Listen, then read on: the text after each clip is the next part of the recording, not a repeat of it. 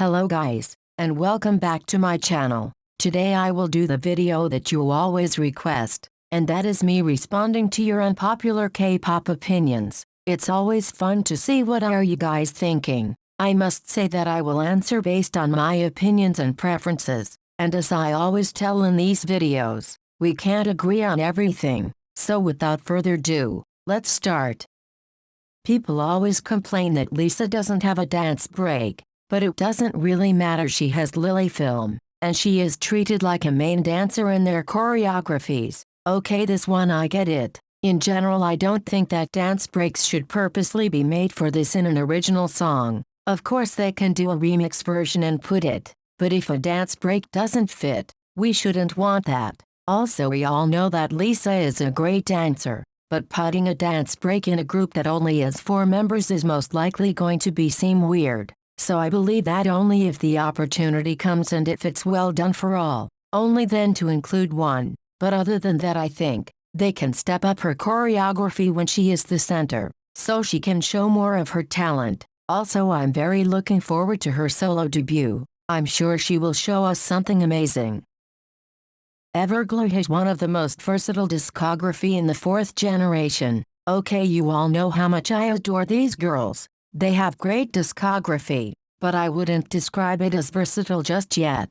We can see groups like TXT that can be described like that, but Everglow hasn't shown a variety of sounds, and we also need to consider that they have only done many albums till now. Of course, I love their music and their sound, and I would definitely say that they are from the stronger artists of the 4th generation, but we have still a lot to see. Red Velvet is being dethroned by ITZY in terms of popularity now. I find this very random, as they are 2 completely different girl groups, that they don't even do the same sound and concept, so we can't compare them as they are very different. And second of all, why is this even a thing? There are plenty of girl groups that do a wonderful job while also being quite popular. The only thing that I wish for right now is for a Red Velvet comeback, because we deserve some quality music after the long hiatus they had.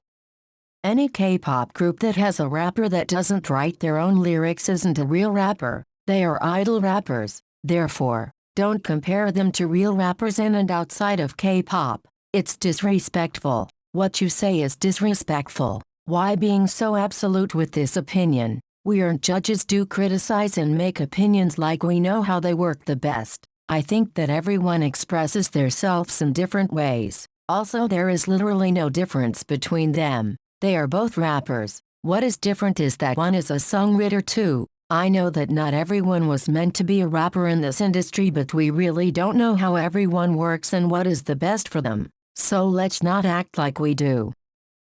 An idol having 1 main and 2 sub-positions doesn't exactly make them an all-rounder. They actually have to be good at those things. I don't know, my way of thinking tells me, groups most of the times have many members, so having a main position is good enough. But if they have extra sub-position, that means that they actually are good in them, or else it would have been easier to name another artist of the group these positions. They have options, so in most cases I think it's valid, but there can always be exceptions. I want BTS to release Korean songs again. I love their English songs, but I kinda miss the deep messages that they have in Korean songs. You all do realize that they have like 3 or maximum 4 English songs. I don't find anything wrong with that. I do prefer their Korean comebacks more, but they haven't released a ton of English songs and they don't make Korean ones anymore. It's like their Japanese releases. Why no one is complaining about them?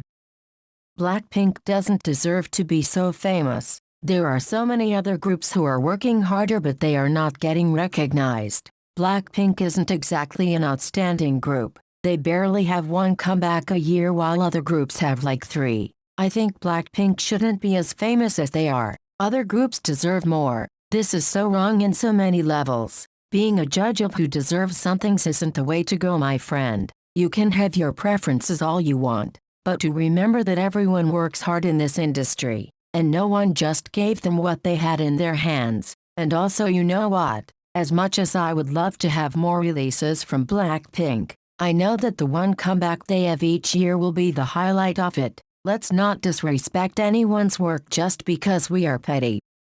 I really hate retro concepts. Oh well, you weren't that lucky last year, as almost every artist did the theme. It's also not my favorite, and I liked only a few releases with that concept. ITZY's music is declining. It's not bad, but they have lost their sound in recent comebacks. First of all, I think that having 2 comebacks every year is pretty good. Now for the second part, it's about preferences. Personally, I wouldn't like if they continued with the same sound. I like seeing new things from them and different concepts. It's not about losing their sound, but expanding it. It's okay to listen to problematic idols' music, as long as you hold them accountable for their actions. I mean, holding someone accountable for a wrongdoing is always something we must do, so they can be better, not because someone found an excuse to show hate to someone else. Personally, I will listen to their songs, but if it's something very serious, I wouldn't like to have any business with the artist. If SM keeps on adding members in NCT, people will start drifting away from the group. I mean, you aren't wrong. I don't know exactly the purpose of the group, but I heard that this is a part of it. Even if it was mentioned that they will add more members, I feel discouraged to learn about them. I know it seems bad, but I'm simply not interested in the whole mindset that they had when they started adding members. It could have been something greater if they were more clear with their idea. 4th generation is actually really good, and it has a lot of talented idols and performers. It might not be 3rd generation level just yet, but they are not far either. I agree, we have seen so many great things from this generation, and I'm glad I got to see the evolution of it. Also, every generation is unique and will be remembered for different things. As long as the quality is good, we don't need to compare anything else. K-pop reaction channels need to be stopped. Why? I mean, I get that sometimes they can be too much, but people still enjoy them. I also do. When my favorite artist releases something, or in general if a song that I really liked came out, I would probably watch the reactions to it. There is a part in me that finds it annoying that they just magically like everything. But anyway, I know it's not for everyone. K-pop fans cancel who they want. They don't care if they did something bad or not.